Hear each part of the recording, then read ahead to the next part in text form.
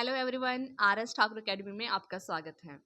Friends, इस channel पर हम हिमाचल प्रदेश पटवारी एग्जाम और हिमाचल प्रदेश JOAIT का पूरा सिलेबस कवर कर रहे हैं। और सबसे अच्छी बात यह है कि यह पूरा कोर्स आप सभी के लिए बिल्कुल फ्री रहने वाला है। जैसा कि आप जानते हैं कि हमने कंप्यूटर की क्लासेस स्टार्ट कर दी हैं। ये हमारी 7वीं क्लास है।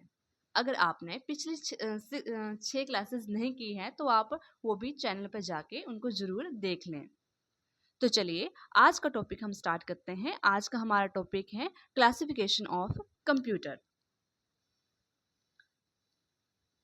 कंप्यूटर को हम दो आधार पर विभाजित कर सकते हैं। मतलब इसकी जो क्लासिफिकेशन है 2 बेस्ड पर आधारित है।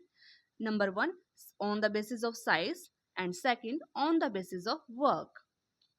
Clear?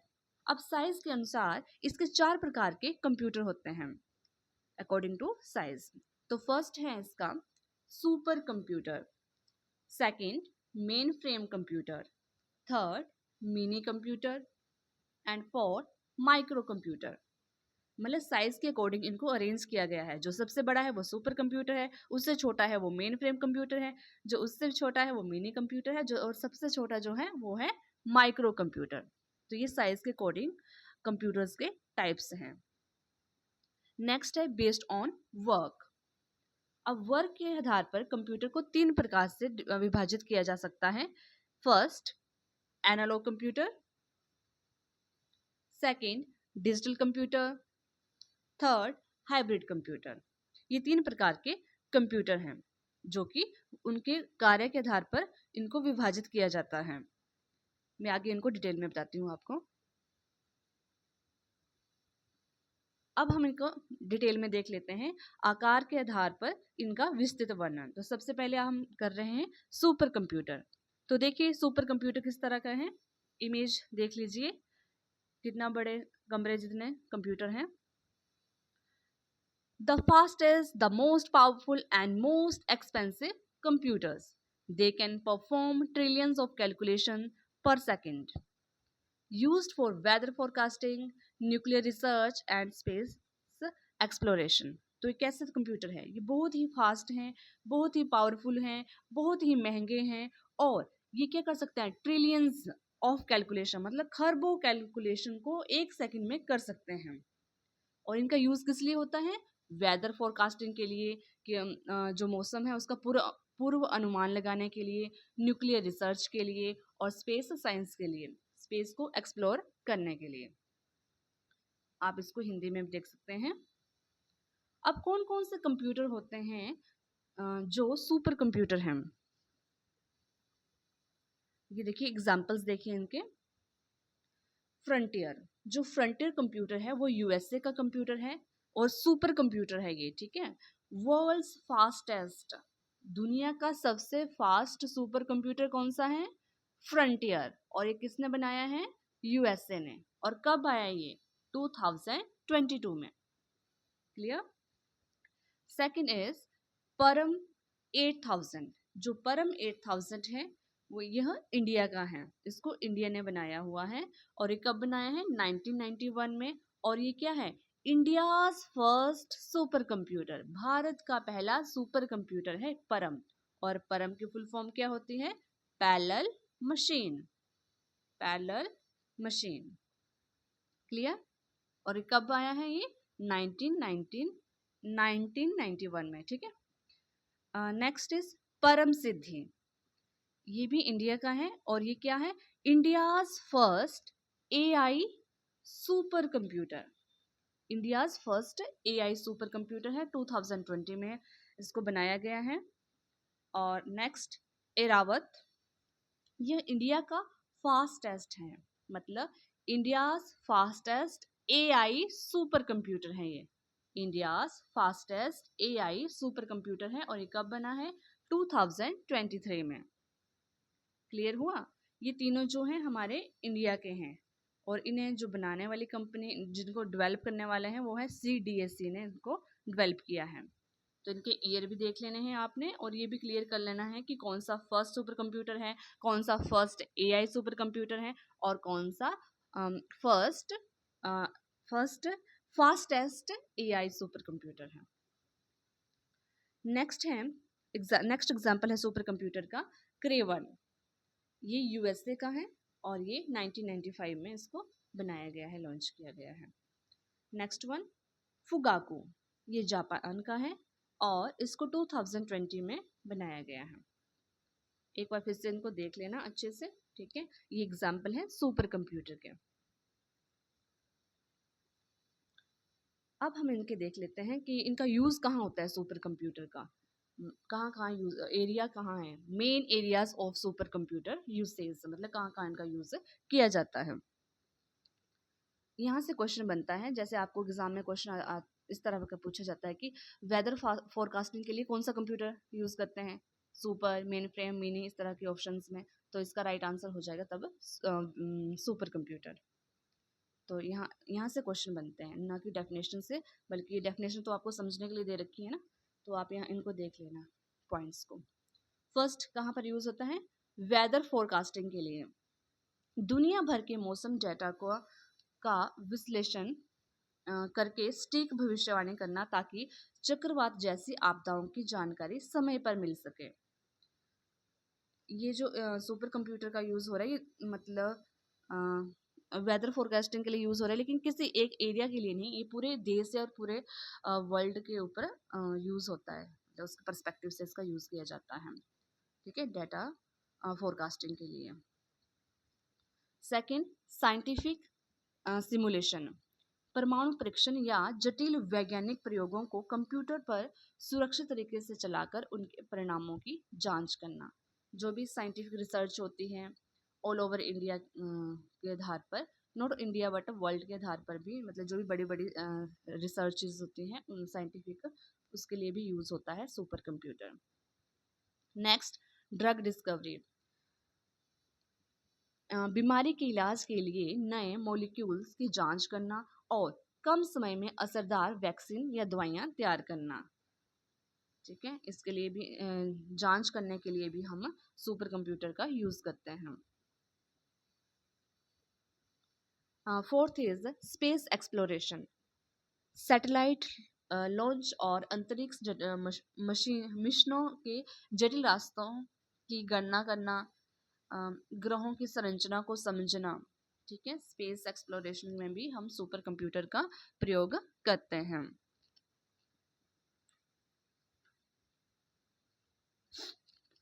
Fifth one, aerodynamics research, हवाई जहाज़ों और तेज रफ्तार कारों के डिज़ाइन को हवा के दबाव के अनुकूल बनाने के लिए टेस्टिंग करना।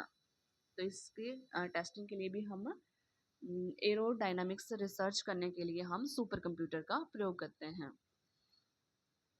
Second one, main frame computer, ये देखो थोड़ा छोटा होता है सुपर कंप्यूटर के मुकाबले इसका साइज, ठीक है। Main frame computer, large and powerful computers designed to handle massive amounts of data and thousands of users simultaneously. They focus on high volume transactions. तो देखो इनका यूज कहाँ, इनको क्यों डिजाइन किया गया है, किस पर्पज से डिजाइन किया गया है, ताकि हैंडल हो सके क्या, मैसिव अमाउंट्स ऑफ डेटा, बहुत ज्यादा data, and thousands of user simultaneously, मतलब एक साथ हजारों यूजर्स को हैंडल करना, और ये फोकस करता है हाई वॉल्यूम ट्रांजैक्शन के ऊपर भी, मतलब एक साथ बहुत सारी ट्रांजैक्शन में भी इसका यूज होता है, किसका, मेन फ्रेम कंप्यूटर का। इसके एग्जांपल देखते हैं, मतलब कौन कौन से मेन फ्रेम कंप्यूटर हैं। यहाँ से क्वेश्चन तो नहीं बनता है, लेकिन फिर भी अंडरस्टैंडिंग होनी चाहिए कि कौन कौन से मेन फ्रेम कंप्यूटर हैं। एक थोड़ा क्विक लुक दे दो आप इस पे। IBM Z16, IBM Z15, IBM Z14, मतलब ये IBM Z की सीरीज है। Next, Unisys clear path Dorado, Unisys clear path Libra, Fujitsu GS21 series, Hitachi AP series, IBM system Z10। ये कुछ एग्जाम्पल थे जो मेन फ्रेम कंप्यूटर के। अभी कहाँ कहाँ यूज होता है मेन फ्रेम कंप्यूटर, इसका यूसेज कहाँ कहाँ पर है, कौन कौन से एरियाज में इसका यूज किया जाता है। First is banking and finance, bank इसका इस्तेमाल लाखों ग्राहकों के एटीएम ट्रांजैक्शन, लाखों, ठीक है, लाखों ग्राहकों के ATM transaction, credit card payment, पैसों का लेन देन और लेन देन को सुरक्षित रखने के लिए इसका यूज किया जाता है। तो कहाँ कहाँ हुआ इसका? बैंकिंग में, ठीक है। Next is government and public sector. सरकार इसका उपयोग किसके लिए करते हैं? टैक्स रिकॉर्ड के लिए, income tax, social security data और सेंसस जनगणना के लिए, जैसे विशाल डाटा को मैनेज करने के लिए इसका यूज किया जाता है। जैसे हमने ऊपर पढ़ा ना, इसका मैसिव अमाउंट और डाटा को हैंडल करने के लिए इसका यूज किया जाता है। तो जो सेंसस है वो भी बहुत ज़्यादा आंकड़े होते हैं इसमें भी, तो इसके लिए भी हम मेन फ्रेम कंप्यूटर का यूज करते हैं। Next, health care. बड़े बड़े अस्पतालों में बीमा कंपनीज, जो इंश्योरेंस कंपनीज होती हैं, करोड़ों मरीजों के मेडिकल रिकॉर्ड और उनके इंश्योरेंस क्लेम को प्रोसेस करने के लिए इसका इस्तेमाल किया जाता है, मेन फ्रेम का, इसका मेन फ्रेम का हेल्थ केयर में। Next, aviation and travel. Airlines में टिकट बुकिंग करने के लिए, सीटों की उपलब्धता के लिए और फ्लाइट के टाइम टेबल को रियल टाइम में मैनेज करने के लिए मेन फ्रेम ज़रूरी है। मतलब मेन फ्रेम कंप्यूटर की ज़रूरत है। किस लिए? जो एयरलाइंस की टिकट की बुकिंग करते हो आप, सीटें हैं या नहीं हैं, फ्लाइट का टाइम टेबल को मैनेज करने के लिए हम मेन फ्रेम कंप्यूटर का यूज़ करते हैं। Next, retail and e commerce. बड़ी रिटेल कंपनियां जैसे वॉलमार्ट अपनी हजारों दुकानों के स्टॉक और रोजाना होने वाली लाखों सेल्स का हिसाब रखने के लिए इसे यूज करती हैं। क्लियर हुआ? रिटेल का, इसको रिटेलर कंपनी यूज करती है अपने हजारों दुकानों के स्टॉक को और रोजाना होने वाली लाखों सेल्स का हिसाब रखने के लिए इसका यूज करती है। Next, telecommunications. टेलीकॉम कंपनियां करोड़ों ग्राहकों के बिल बनाने और कॉल डाटा को मैनेज करने के लिए मेन फ्रेम पर भरोसा करती हैं। तो हमने देखा कि मेन फ्रेम कंप्यूटर कैसा होता है। ये बहुत लार्ज होता है, पावरफुल होता है, मल्टी यूजर सिस्टम है इसमें, और ट्रांजैक्शंस इसका यूज़ किया जाता है ट्रांजैक्शन प्रोसेसिंग के लिए, बैंकिंग के लिए, हॉस्पिटल के लिए, रेलवेज़ के लिए, जो रेलवेज़ की रिजर्वेशन है उसके लिए, एयरलाइंस की रिजर्वेशन वगैरह के लिए, इंश्योरेंस कंपनीज वगैरह इसका यूज़ करती हैं। तो हमने इसके बारे में देखा मेन फ्रेम के यूजेस के बारे में। चलिए अब हम नेक्स्ट देखते हैं थर्ड। ये साइज के अकॉर्डिंग कर रहे हैं हम लोग कंप्यूटर के क्लासिफिकेशन, ठीक है। तो थर्ड टाइप है इसका, थर्ड क्लासिफिकेशन है इसकी मिनी कंप्यूटर। इमेज से देख रहे हैं आप, दिख रहा है आपको कि ये मिनी है, छोटा कंप्यूटर है। किससे छोटा है? मेन फ्रेम से छोटा है। और लेकिन पावरफुल किससे है? माइक्रो कंप्यूटर से पावरफुल है। Smaller than main frame but more powerful than micro computers. और ये मिड साइज के होते हैं। ये भी मल्टी यूजर कंप्यूटर होते हैं, यूज्ड इन स्मॉल, ये मल्टी यूजर होते हैं और इनका यूज किया जाता है स्मॉल बिजनेस के लिए और यूनिवर्सिटी डिपार्टमेंट्स में इनका यूज किया जाता है।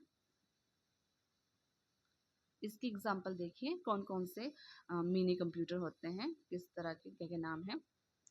IBM AS400 I series, DEC VAX wax, PDP 11, HP 3000, Honeywell Level 6, TI 990, Data General Nova, Prime Computer P Series, Wang 2200, K202। ये कुछ एग्जाम्पल थे हमारे मिनी कंप्यूटर के। अब हम देखते हैं कि कौन कौन से एरियाज में मिनी कंप्यूटर का यूज किया जाता है। साइंटिफिक रिसर्च के लिए, यहाँ पर भी साइंटिफिक रिसर्च है, और हमने फर्स्ट जो सुपर कंप्यूटर था वहाँ भी पढ़ा था साइंटिफिक रिसर्च, लेकिन वो ऑल ओवर मतलब कंट्री का है और यहाँ पे सिर्फ लैब की मशीनों में डाटा कलेक्ट करने और छोटी रिसर्च प्रोजेक्ट के लिए इसका यूज़ होता है। जो छोटे छोटे प्रोजेक्ट होते हैं जैसे यूनिवर्सिटीज़ में ले लो, कॉलेज में ले लो, छोटी लैब्स में, ठीक है, scientific research mini computer. Industry process control, फैक्ट्रियों में मैन्युफैक्चरिंग मशीनों को ऑटोमेटिक कंट्रोल करने के लिए, फैक्ट्रीज में होते हैं ना बहुत सारी मशीनें होती हैं, उनको ऑटोमेटिक कंट्रोल करने के लिए हम मिनी कंप्यूटर का यूज़ करते हैं। नेक्स्ट, बिजनेस ट्रांजैक्शन प्रोसेसिंग, मध्यम कंपनियों में बिलिंग करने के लिए, जो छोटी कंपनी होती है, थोड़ी छोटी स्तर की कंपनी होती है, उनमें पेरोल और इन्वेंट्री मैसेज के लिए भी हम मिनी कंप्यूटर का यूज़ करते हैं। नेक्स्ट, डाटा कम्युनिकेशंस, नेटवर्क के बीच डाटा को ट्रांसफ़र करने और हैंडल करने के लिए। डाटाबेस मैनेजमेंट, किसी विशेष डिपार्टमेंट या कॉलेज के रिकॉर्ड को स्टोर करने के लिए भी मिनी कंप्यूटर का यूज़ होता है। Engineering design, CAD, computer aided design और इंजीनियरिंग मॉडलिंग के लिए मिनी कंप्यूटर का यूज़ किया जाता है। एजुकेशनल इंस्टीट्यूट्स, यूनिवर्सिटी में एडमिनिस्ट्रेशन के लिए और स्टूडेंट्स की ट्रेनिंग के लिए भी हम मिनी कंप्यूटर को यूज़ करते हैं। क्लियर? ये तो मैंने जो इसकी एक्सप्लेनेशन लिखी है ना, ये सिर्फ अंडरस्टैंडिंग के लिए लिखी है, एग्ज़ाम में यहाँ से नहीं आता है। एग्ज़ाम में कहाँ से आता, क्या आता पूछा जाता है, ये पूछा जाता है कि जैसे साइंटिफिक रिसर्च के लिए कौन सा कंप्यूटर यूज़ होता है, अगर आपको ऐसा इंडस्ट्रियल प्रोसेस या इंडस्ट्रियल प्रोसेस के लिए, इंडस्ट्रियल वर्क्स के लिए कौन से कंप्यूटर का यूज़ किया जाता है, इस तरह के क्वेश्चन पूछे जाते हैं, तब आ जाएगा आपका mini computer. Let's move to next one, that is fourth, micro computer. ये सबसे छोटा कंप्यूटर है। स्मॉलेस्ट एंड लीस्ट एक्सपेंसिव, छोटा है और कम महंगा है, और डिज़ाइन किस लिए किया गया है इसका, इंडिविजुअल यूज़ के लिए। ये हम सब के घरों में है, हम सब इसका यूज़ करते हैं। वो पर्सनल कंप्यूटर जो होता है उसी वही माइक्रो कंप्यूटर का एग्जाम्पल है। They use a single microprocessor, इसमें केवल ये जो दे मीन्स माइक्रो कंप्यूटर की बात हो रही है कि जो माइक्रो कंप्यूटर होते हैं वो सिंगल माइक्रो प्रोसेसर होता है उनमें। Also known as personal computers, और इन्हीं को ही हम पर्सनल कंप्यूटर कहते हैं। क्योंकि हम इनको पर्सनल यूज़ के लिए यूज़ करते हैं, तो पर्सनल कंप्यूटर। अच्छा, इसके एग्जांपल देख लो, desktop computer PC, laptops, tablets, smartphones, calculators and digital diaries. ये एग्जांपल्स हैं आपके इसके किसके, माइक्रो कंप्यूटर्स के। अब यूसेज बताओ इसका कहाँ कहाँ है, main areas of micro computer usage. Personal use, सब अपने अपने घरों में करते हैं, मनोरंजन के लिए करते हैं, गाने सुनने के लिए, मूवी देखने के लिए, और सोशल मीडिया, देखो फ़ोन का यूज़ कर रहे हैं सोशल मीडिया के लिए, है ना, इंटरनेट सर्फिंग के लिए और ईमेल के लिए। एजुकेशन के लिए, स्कूल और कॉलेज में ऑनलाइन लर्निंग, जैसे हम भी कर रहे हैं ऑनलाइन लर्निंग, है ना, होमवर्क और प्रोजेक्ट्स बनाने के लिए भी इसका यूज़ किया जाता है। ऑफिस ऑटोमेशन, ऑफिस में डॉक्यूमेंट बनाने के लिए, जो डॉक्यूमेंट बनता है वो MS वर्ड में बनता है। डाटा मैनेज करने के लिए, जो MS एक्सेल में डाटा मैनेज किया जाता है। और प्रेजेंटेशन के लिए, जो पावर पॉइंट होता है वहाँ पे प्रेजेंटेशन PPT बनाई जाती है। तो ऑटोमेशन में भी, ऑफिस ऑटोमेशन में भी हम माइक्रो कंप्यूटर का यूज़ करते हैं। ये जो ऑफिस ऑटोमेशन है आपके सिलेबस में भी है, ये भी ठीक है, अलग से दे रखा है ये टॉपिक आपको। अभी हम फंडामेंटली कर रहे हैं, इसके बाद हमारा नेक्स्ट, ये हमारा फर्स्ट टॉपिक है फंडामेंटल, उसके बाद आगे 4 और टॉपिक्स हैं, सब topics. Okay, next, e commerce and banking, online shopping करने और नेट बैंकिंग या UPI पेमेंट्स करने के लिए भी हम माइक्रो कंप्यूटर का यूज़ करते हैं। स्मॉल बिजनेसेस, छोटी दुकानों में बिलिंग करने के लिए, इन्वेंट्री कंट्रोल करने के लिए, अकाउंटिंग के लिए, हिसाब किताब करने के लिए भी हम माइक्रो कंप्यूटर का यूज़ करते हैं। एंटरटेनमेंट, मूवी देखने के लिए, म्यूज़िक सुनने के लिए, वीडियो गेम्स खेलने के लिए। कम्युनिकेशन, वीडियो कॉलिंग के लिए, जैसे ऑनलाइन क्लासेस जो होती है वो जूम पे होती है या फिर गूगल मीट पे होती हैं। तो उस कम्युनिकेशन के लिए भी हम माइक्रो कंप्यूटर का यूज़ करते हैं, चैटिंग के लिए, सोशल नेटवर्किंग के लिए भी, क्रिएटिव वर्क, फ़ोटो एडिटिंग के लिए, वीडियो मेकिंग के लिए, ग्राफिक डिज़ाइनिंग के लिए यूज़ होता है। मेडिकल एंड क्लिनिक्स, जो क्लिनिक है, छोटे क्लिनिक होते हैं, वहाँ पे पेशेंट का रिकॉर्ड करने के लिए, रिकॉर्ड रखने के लिए, लैब रिपोर्ट्स तैयार करने के लिए भी जो छोटे छोटे लैब्स होते हैं उनमें इनका यूज़ किया जाता है। किनका यूज़? माइक्रो कंप्यूटर का। तो ये हमने अभी पढ़ा, क्या पढ़ा हमने साइज़ के आधार पे जो कंप्यूटर है, 4 प्रकार के कंप्यूटर है, उनके बारे में पढ़ा। सुपर कंप्यूटर के बारे में, मेन फ्रेम कंप्यूटर के बारे में, मिनी और माइक्रो कंप्यूटर के बारे में। अब हम पढ़ रहे हैं कार्य के आधार पर कंप्यूटर, जो कि 3 प्रकार के होते हैं। ठीक है, तो हम फर्स्ट वाला कर रहे हैं एनालॉग कंप्यूटर। ये देखो इमेज देखो, एनालॉग कंप्यूटर, यहाँ पे आपको नीडल दिख रही है, ग्राफ दिख रहा है, तो यहाँ से थोड़ा क्लियर हो रहा होगा कि जो एनालॉग कंप्यूटर होता है उसमें ग्राफ और नीडल का यूज़ किया जाता है। ठीक है, लेट्स सी द डेफिनेशन। ये कंप्यूटर डिजिट्स पर नहीं, इसमें डिजिट पे काम नहीं होता है। डिजिट मतलब वही 1 2 3 4 जैसे होते हैं डिजिट्स, उस पे वर्क नहीं करता है। ये किस पे करता है? फिजिकल क्वांटिटीज पे काम करता है। ये उतार चढ़ाव पर काम करते हैं। ये दे मेजर फिजिकल मैग्नीट्यूड लाइक, किससे यूज़ किया जाता है? जैसे प्रेशर, कितना वायु दाब है या कितना टेम्परेचर है, कितनी वोल्टेज है, लेंथ है, इन सब के मेजर के लिए हम लोग एनालॉग कंप्यूटर का यूज़ करते हैं। They don't give 100% exact result but show a continuous range. ये पूरा एग्जैक्ट आंसर नहीं देता है आपको कि 100% सही होगा, लेकिन रेंज बता देता है कि इतना है इतना, मतलब उस रेंज में रिजल्ट बता देता है एनालॉग कंप्यूटर। तो ये क्या करता है? निरंतर डाटा पर काम करते हैं, अंकों को गिनते नहीं हैं, और जो फिजिकल क्वांटिटीज होती हैं जैसे दबाव, तापमान, वोल्टेज और लंबाई को मापते हैं, और इनका परिणाम जो है नीडल या ग्राफ के रूप में होता है। ये बहुत ही इम्पोर्टेंट पॉइंट है जो आपको क्लियर करना है, क्योंकि ये आगे कंपेयर करने में यूज़ होगा आपका डिजिटल कंप्यूटर और एनालॉग कंप्यूटर में। जब आप कंपैरिजन करोगे तो इसमें पॉइंट इम्पोर्टेंट है उसके लिए। इसके एग्जांपल देखते हैं एनालॉग कंप्यूटर कौन कौन से होते हैं। स्पीडोमीटर, आपकी जो बाइक है या कार है उसमें जो सुई है जो आपकी स्पीड को बताती है, that is the example of analog computer. Wall clock, जो आपके घर की दीवार की जो घड़ी है, सुई वाली घड़ी, ठीक है, वो भी एनालॉग कंप्यूटर का ही उदाहरण है। थर्मामीटर, जो पारे वाला थर्मामीटर है, ठीक है, अब तो दूसरे भी चल पड़े हैं डिजिटल, लेकिन जो पारे वाला मरकरी वाला पुराना थर्मामीटर होता है वो भी एग्जाम्पल है एनालॉग कंप्यूटर के। वोल्ट मीटर, मतलब बिजली का जो वोल्टेज मापने का मीटर होता है वो भी एनालॉग कंप्यूटर है। इसको ध्यान से पढ़ लेना, अच्छे से समझ लेना, दोबारा चाहे वीडियो देख लेना, क्योंकि ये एग्जाम्पल एग्जाम में पूछे जाते हैं। हम नेक्स्ट क्लास इसके PYQs करेंगे, ठीक है, उससे आपको क्लियर हो जाएगा कि कौन कौन से और किस तरह के क्वेश्चन पूछे गए हैं, आइडिया लग जाएगा ना किस प्रकार के क्वेश्चन पूछे जाते हैं। सिस्मोग्राफ, भूकंप की तीव्रता को मापना, कितनी तेजी से भूकंप आया, उसकी क्या रेंज रही, मतलब जैसे बोलते हैं 5.5 की रेंज से भूकंप आया, तो वो जो रेंज है मतलब, ठीक है, उसके लिए हम एनालॉग कंप्यूटर का यूज़ करते हैं।